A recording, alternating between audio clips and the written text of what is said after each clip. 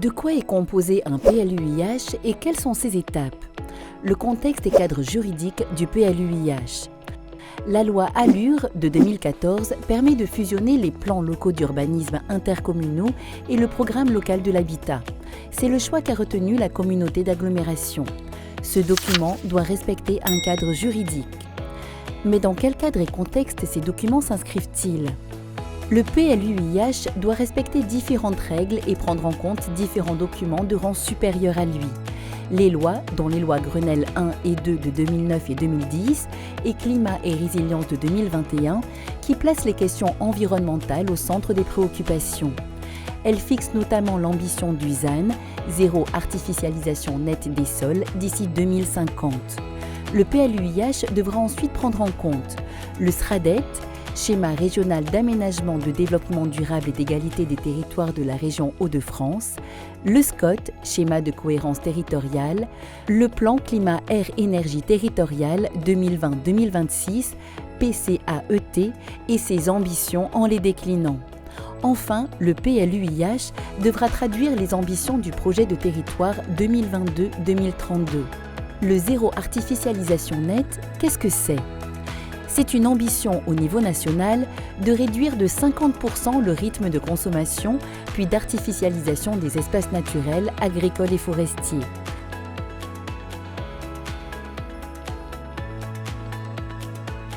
L'objectif, lutter contre l'étalement urbain et le réchauffement climatique et préserver les sols.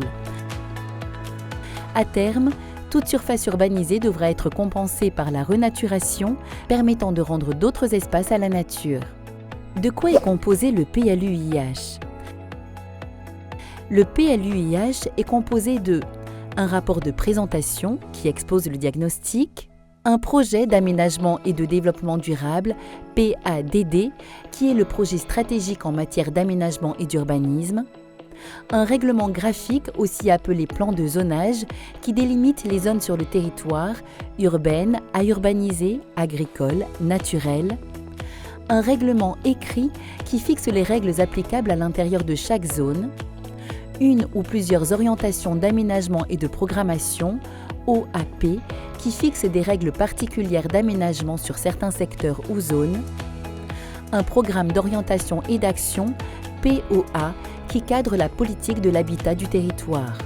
Les étapes de la démarche. Quelle est la situation aujourd'hui?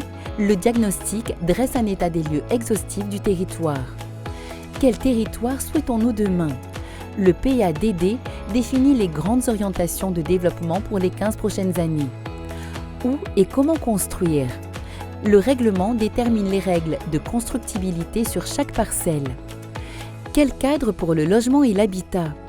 Le programme d'orientation et d'action énonce la stratégie opérationnelle en matière d'habitat.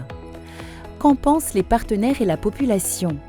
À la suite de l'arrêt du PLUiH, les personnes publiques associées, État, région, département et la population sont consultées une dernière fois à travers l'enquête publique.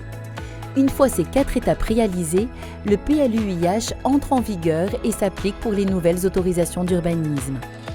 Que ce soit pour la construction d'une maison, l'aménagement d'une zone commerciale, l'aménagement d'un espace vert, le PLUiH s'appliquera à toutes et tous.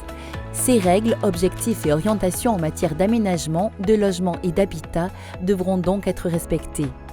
À terme, le PLUiH contribuera ainsi à construire l'agglo 100% durable.